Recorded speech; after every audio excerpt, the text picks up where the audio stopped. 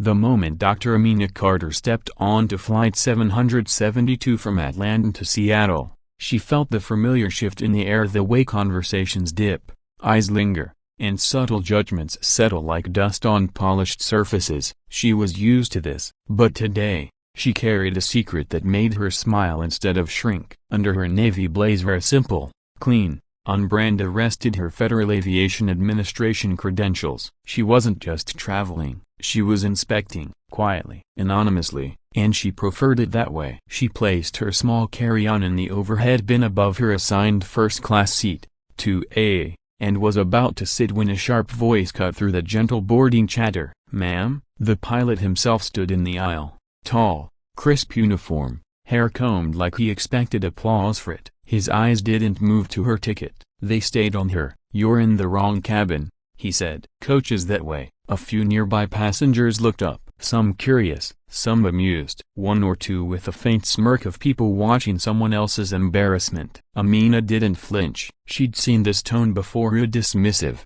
condescending, wrapped in the sticky sweetness of assumed authority. "Actually," she said softly, "this is my seat." The pilot frowned. "Ma'am, I'm trying to help you. We do pre-checks before takeoff. You'll need to move now." A flight attendant jogged over, breathless from pre-boarding tasks. "Captain, is there an issue?" "Just sorting out a seat confusion," he said, giving Amina a look that suggested the conversation was over. The attendant turned to Amina. "May I see your boarding pass, please?" Amina handed it to her with a calm smile. The attendant blinked twice. "She's a broken bar. She's first class, Captain, seat 2A. The pilot's jaw tightened. "Oh, well, these mistakes happen." "No mistake," Amina said gently, "just a misunderstanding." But the pilot had already walked off quickly, stiffly, like a man escaping a room that had just reminded him he wasn't as infallible as he pretended. Amina sat,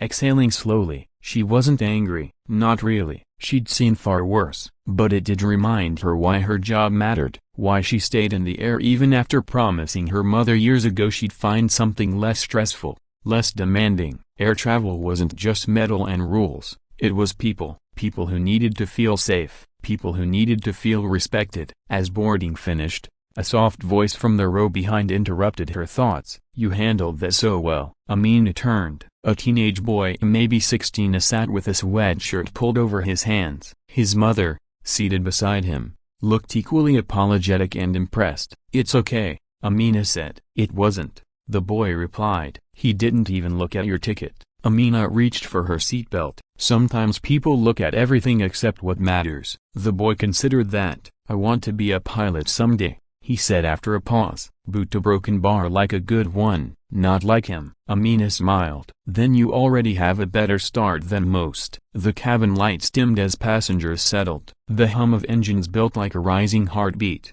Just as attendants began their safety demonstration, the pilot's voice crackled through the speakers. "Ladies and gentlemen, welcome aboard Flight 772A." Broken bar. Amina listened as he navigated the script with the confidence of someone who believed nothing could touch him. Yet she wondered, did he feel even a flicker of discomfort? Did he know how he'd looked? Probably not. Or maybe broken bar, maybe that would change. The flight took off smoothly. Clouds swallowed the windows in soft white waves. Amina opened her tablet, reviewing notes for her inspection. It wasn't just the cockpit she'd be evaluating today. It was everything from procedures to professionalism, especially professionalism.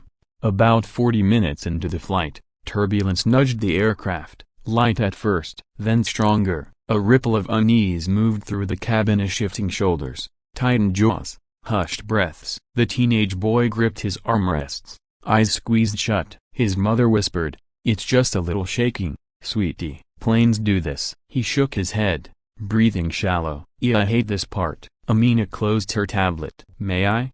she asked, leaning toward him. He nodded, swallowing hard. "Turbulence is like hitting potholes on the road," Amina explained, keeping her voice steady and low. "The plane is built for it. More than built, it expects it. You're not in danger." "But it feels it." His voice cracked. "I know," she said. "Pretend you're on a bus. A weird bus in the sky, with bumps. Lots of bumps." The smallest smile cracked his fear. "You're doing great," she added. His breathing slowed, his grip loosened. His mother mouthed a silent thank you. The plane steadied a few minutes later, as though calming itself after a shiver. See? Amina said. Bumpy bus ride over. He laughed, nervous but real. Just as Amina sat back, a flight attendant approached her row, eyes wide and urgent. Dr. Carter, the captain requests to speak with you, in the galley. Every passenger in earshot turned. Amina rose, smoothing her blazer. She walked down the aisle, aware of the whispers following her trail. The pilot waited by the galley,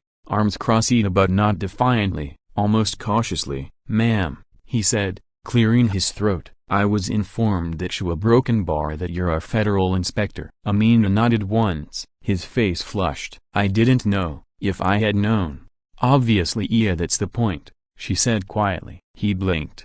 What do you mean? You shouldn't treat people differently depending on who they are. He stiffened, defensive instinct kicking in. Look, I didn't mean anything by it. We get a lot of seat confusion in first class. I was trying to keep order. I understand, she said, but you addressed me like I was already a problem, before you looked at anything except my face. Silence. It stretched long enough that the soft clatter of beverage carts sounded louder, clearer. Finally, he said, yeah, broken bar, I suppose I did. I'm sorry, it's been a long week. We all have long weeks, she replied. But your passengers don't experience your week, they experience your behavior. He breathed out, the kind of exhale that comes when excuses collapse. What happens now? He asked. Now, Amina said, we finish the flight. You do your job. I do mine. He nodded, chastened but grateful. Before she turned back to her seat, he added quietly, I shouldn't have spoken to you that way. Not because you're fat, because you're a person. Amina paused. That right there was the moment people rarely reached. The moment realization softened pride. Thank you, she said. When she returned to her seat, the boy looked up nervously. Were you in trouble? She chuckled. Just a conversation. As the hours passed, the cabin softened into a rhythm of movies, soft snores, and clinking cups. Amina read reports, sipped tea, and exchanged occasional smiles with the boy behind her. Near the end of the flight, as sunlight brightened through the windows like liquid gold, the pilot made another announcement. His tone was different this time. He measured, respectful, almost humbled. Ladies and gentlemen, he said, I want to thank you for flying with us today. It's been an honor to have you on board. Amina could almost hear the shift inside him, like a gear clicking into a better place.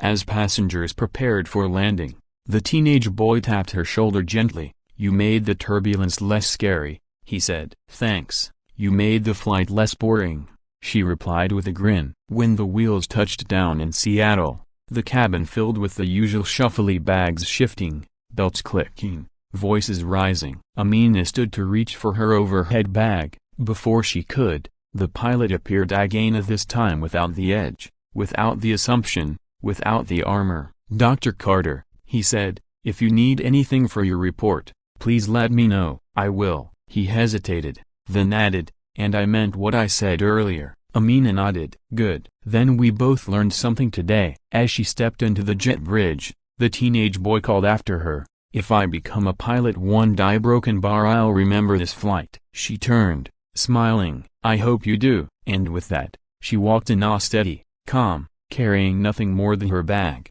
her badge, and the quiet satisfaction of knowing that sometimes, the smallest moments in the air can bring the biggest shifts on the ground.